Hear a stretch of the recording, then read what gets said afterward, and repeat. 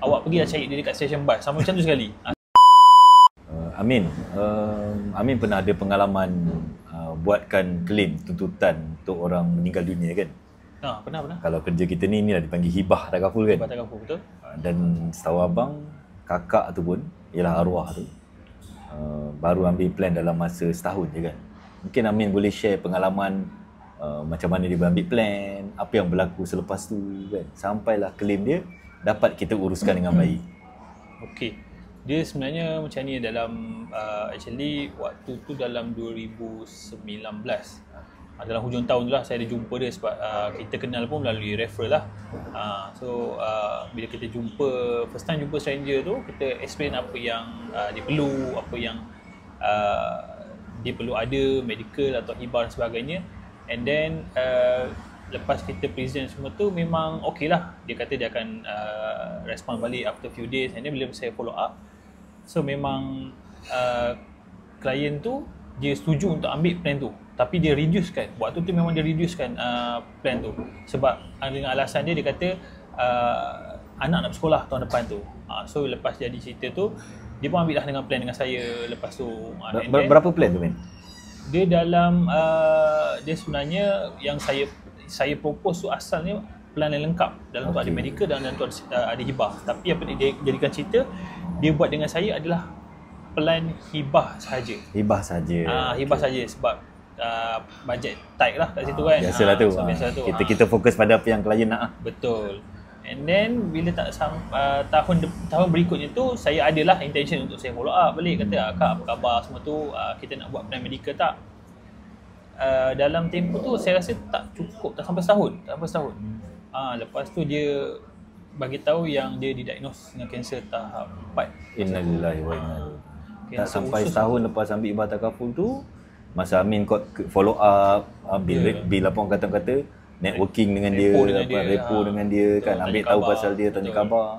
Dia maklumkan kat Amin kanser tahap 4, kanser usus. Kanser usus tahap 4. So saya pun terkejut lah sebab kita tengok yang polisi memang tak sampai setahun. Dan dalam tahun yang sama juga saya memang bercadang untuk approach husband dia. Yang mana husband dia memang susah nak jumpa sebab husband dia seorang pemandu bas. Sampai akak tu bagi tahu kat saya, awak pergilah cari dia dekat stesen bas. Sama macam tu sekali. Sebab busy kerja husband dia tu. Tapi nak jadikan cerita tu, memang saya terpanggil untuk follow up dengan dia dan dapati dia memang didiagnose kanser tu. So bermulalah saya punya episod untuk uruskan claim dia. Saya follow up dengan dia dan dia memang bagi tahu lah pengalaman dia buat kemo sangat susah dan penat lah. Bila buat kemo tu sakit, susah dan penat sebab dia kena ulang-alik semua sebagainya. Sebab saya rasa dalam 2 kali saja dia sempat kemo. Sorry Amin, plan tu ada CI? Plan ada tu atas CI? CI ada. Ada sikit CI masa tu. Ada CI critical illnesses kan? Betul, ada dia maksudnya dia layak untuk mendapat pampasan tu.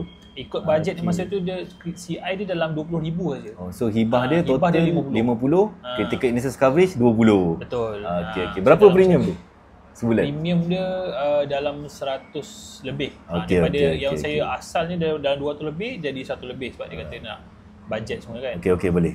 Teruskan. So jadikan cerita, so saya bantulah dia follow up semua tu. Sebab bila claim ni jadi berlaku pada less than a year, insurance company atau takaful company memerlukan dokumen yang ekstra. Yang mana agent kena bantu guide apa yang dokumen yang diperlukan oleh klien tu.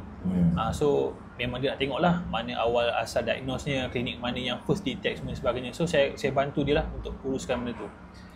Sebab takaful company nak tengok ada history tak sebelum ambil plan takaful tu. Betul. Sebab kita ada waiting period 30 hari, investigation period 2 tahun. Benda tu company akan observe lah. Dan kita bantu klien kan. Betul.